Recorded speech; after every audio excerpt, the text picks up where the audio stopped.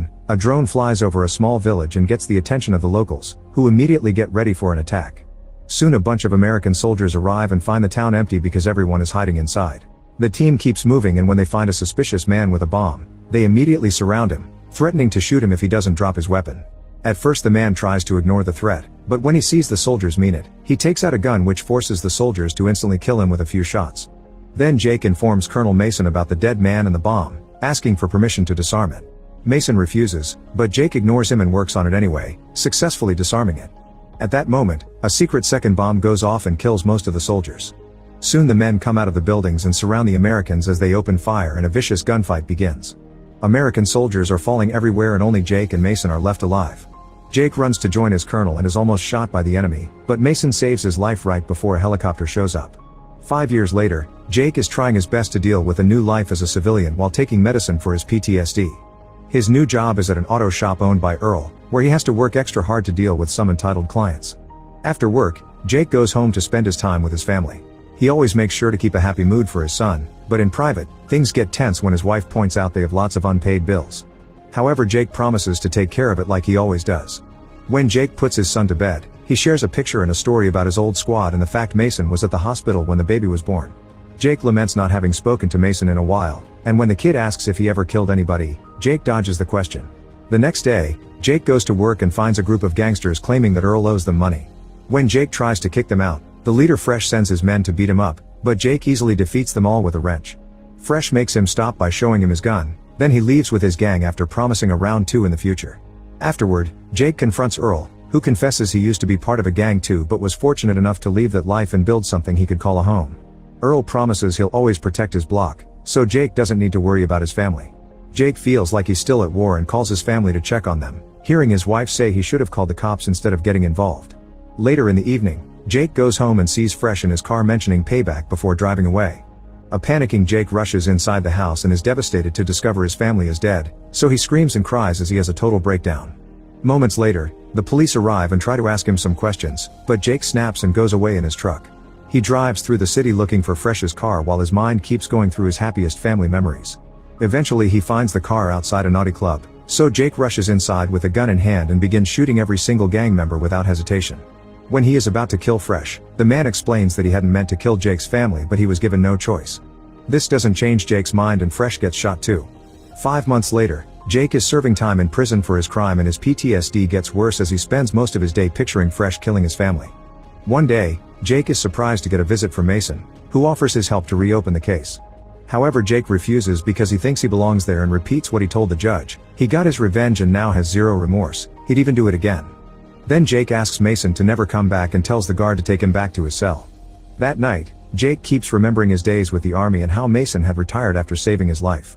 Sometime later, Jake is visited by a stranger named Ramsey, who mentions he runs a private task force. However, Jake doesn't let him say more and once again asks the guard to take him back. Later in the evening, Jake is dreaming about his family when suddenly, a bunch of masked men break into his cell and sedate him before kidnapping him. When Jake wakes up later, he finds himself out of prison and discovers his kidnapper is Ramsey, who confesses he's been watching Jake for a long time and is impressed by his record. Ramsey's organization, called Section 8, doesn't play by the rules, and Ramsey thinks they can give Jake back his purpose. As a final touch, Ramsey says Jake's son would like to see him as a hero, not a convict, so Jake finally accepts to join. Later in Washington, D.C., Ramsey introduces Jake to the rest of the team, Elias, Ajax, Bruner, and Mueller. Then he gives him a tour of what he calls the Batcave while explaining that they have 8 operatives in Washington and 8 elsewhere in the world. Their orders come from the State Department and the NSA, always related to taking care of threats against national security. Since Jake is just starting, Mueller will be his watcher and go with him to all missions until he gains seniority. Jake will also be given a bank account, an apartment in the city, a vehicle, a backstory, and an alias because to the world he's dead. Then Ramsey has to leave, so it's up to the team to put Jake through the initiation process. Ajax starts to provoke him, pushing him around and throwing some punches. Jake refuses to fight and does his best to dodge them all, but Ajax becomes so aggressive that he makes Jake snap. He pushes Ajax to the floor and almost stabs him in the eye with a pen, but suddenly a memory of his family flashes in his mind and he calms down. Then Jake leaves, and a frustrated Ajax points out that Jake has shown fear and that means he doesn't belong with them, but Mueller disagrees. Sometime later, Jake and Mueller get on a plane and discuss Jake's first mission. The target is a man called Castillo, a defense contractor that also works as a weapon dealer.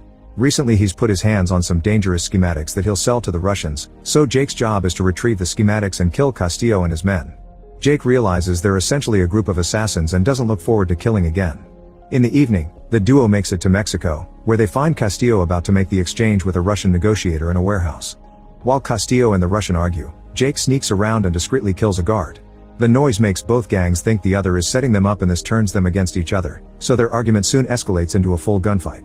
The gang members begin dying one by one and even make a car explode, which causes the fight to finally stop. Then Jake comes out and kills every survivor before looking inside the car, where there are two very scared women. Jake ignores them and takes the schematics before leaving. Later at the base, Ramsey scolds Jake for compromising the integrity of their mission by leaving those two women alive. Jake tries to explain they were victims and accuses Ramsey of disregarding human life, so Ramsey threatens to send him back to prison if he doesn't obey. Then Jake is dismissed, and Mueller tells Ramsey that Jake did good, but Ramsey is still hesitant, so Ajax cuts in and implies that Ramsey made a mistake. Once he's left alone, Ramsey calls someone named Locke. The next day in Nevada, mercenary Locke breaks into a hotel and kills a few employees before entering a room, where he scares away the women before confronting his victim. The guy knows Ramsey sent Locke and tries to bribe him with a huge amount of money, but Locke kills him anyway. Afterward, Locke escapes through the hotel's casino, but the guards immediately get suspicious and go after him. Locke easily beats up every guard that comes close and begins running, breaking things on the way and knocking out the guards that keep coming. Eventually he takes out his gun and shoots a few bullets just to cause panic in the gambling crowd. He also kills a guard before going outside and stealing a car to escape. Meanwhile, Jake moves into the new house and is shocked to find a frame with a bunch of pictures from his time in Afghanistan. This reminds him of a conversation he had with Mason, during which Jake blamed himself for getting him injured and Mason made sure to comfort him. Later, Jake is drinking at the pub and Mueller joins him, so Jake tries to get some information out of her. Mueller doesn't know anything about Ramsey, but she explains that she used to be in the army and punched a commander officer that reprimanded her. Sometime later, Ramsey gives them their new mission. They must retrieve domed digital information about a sensitive case and kill Senator Graham, who is a traitor to the country and has paid many people to stay free. Security will be very strict, so Ramsey reminds everyone, especially Jake, that they must fight back. A few hours later, the group makes it to Graham's event in California disguised as landscapers. Mueller sneaks inside to kill all the guards she can find, and eventually security learns of the situation, so they take Graham away in a van.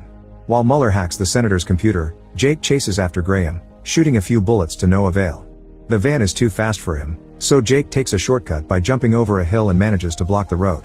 A guard tries to fight him, but Jake quickly kills him before approaching Graham, who begs for his life while saying he has a family. Jake is suddenly overwhelmed with memories and decides to let Graham live. However, the team shows up and Ajax kills Graham before reminding Jake not to hesitate. Later at home, Jake struggles with his guilt and cries while looking at pictures and drinking. Suddenly he sees masked men running outside his window, so he hides before they enter his home. The men look for him in every room, but Jake manages to escape through the back door. The next day, Jake goes to see Mason and tells him the whole story.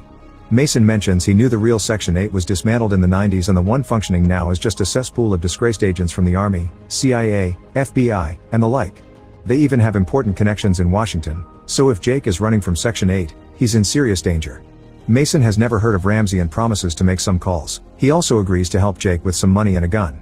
Afterward, Jake returns to his hometown and gets a call from Ramsey, who wants to meet to talk things out, but Jake refuses. Then Ramsey asks Mueller to call Locke, who is currently hiding in Argentina, to give him the mission of killing Jake. Sometime later, Jake bumps into his son's best friend, and as they talk about the tragedy, he learns that before his family's murder, Fresh was seen with people in black suits like the secret agents seen in comics. Before he can get any more information, Locke shows up and opens fire, so Jake pushes the kid into a shop before running away. Panic takes over the area as Locke kills a few civilians, and soon the police arrive only for Locke to shoot them as well. This distraction allows Jake to escape, so Locke steals a police car and goes looking for him while calling Ramsey to tell him what happened. In the evening, Jake is hiding at Earl's shop and remembering how Earl raised him after his parents died. Suddenly the computer starts beeping to announce the arrival of the team, so Jake and Earl grab some weapons to fight them. Jake almost gets shot by Elias, but Earl quickly takes him out. Next, Brunner jumps on Jake and they begin fighting on top of a car when suddenly, Ajax shoots at them. Brunner turns around to yell at his carelessness, and Jake uses the chance to stab him with a screwdriver. When Ajax opens fire again, Jake uses the body as a shield and retrieves his gun to start shooting back, but he soon runs out of bullets. Ajax has a few left but wastes them on purpose because he wants to fight Jake hand to hand again to prove he's better. The men begin exchanging hits all over the shop and Ajax tries to stab Jake, but he ends up getting shot by Mueller. Afterward, Jake checks on Earl, who is fine and gives Jake his car keys so he can escape because the cops are coming. Later in the car, Muller says she saved Jake because she also wants to leave Section 8. Jake doesn't think he can trust her and demands to be taken to wherever Ramsey's staying. The next day the duo arrives in Montana and tries to sneak through a forest to find Ramsey's cabin, but when Jake turns around, he's suddenly knocked out. After dreaming of his family again, Jake wakes up tied to a chair in a room with Ramsey and Muller, who has been working for Ramsey to set up this trap for Jake. Ramsey says he has a surprise and Jake is shocked to see Mason enter the room, learning he's been working with Ramsey as well. The organization had been needing an agent with Jake's skills, so Mason told them how to get to him. This means they were the ones to pay Fresh to kill his family. Jake can't believe Mason betrayed him, but Mason just says that Jake was wasting his talent on cars and a kid. Afterward the group leaves Jake alone and Mason pays Ramsey and Muller the money they agreed on. Ramsey says they should kill Jake because he's a liability and Mason agrees, but he looks inside. While Muller counts the money, Mason goes to see Jake and frees him before confessing the truth. He had been hired to take down Section 8 from the inside, and now he wants Jake to help him finish the job. Then Mason sets off the alarm on purpose, and when two guards come to check, they quickly kill them.